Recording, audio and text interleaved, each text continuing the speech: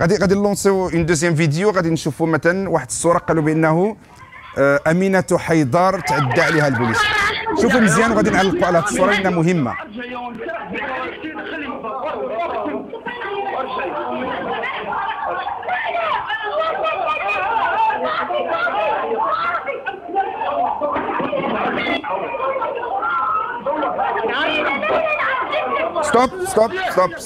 ستوب. يعني هذه واحد الفيديو، يعني القمه ديال لا بروباغوند.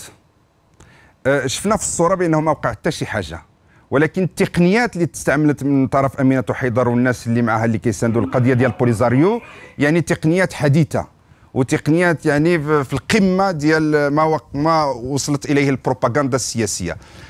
شفنا بانه يمكن غادي نعاودوا نشوفوا الصور ونحاول نعلقوا عليها.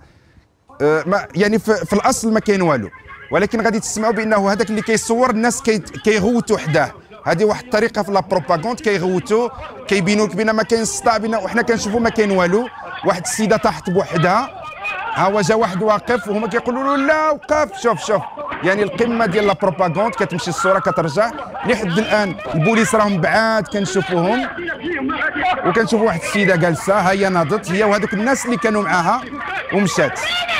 ستوب. غادي نرجعوا لا بروباغندا. اذا هذا الشيء بروباغندا عاديه، يعني كيشد الكاميرا وكيغوت تحتها بركه لا ما ترابش لا عندك، وانت كيوقع لك يعني كتشوف كتقول الله يستر الله شنو وقع الله يحفظ، وهي ما كاين والو. واحد السيده جلست هي بوحدها وقع عندك لا كتقول يعني، وهذه بروباغندا.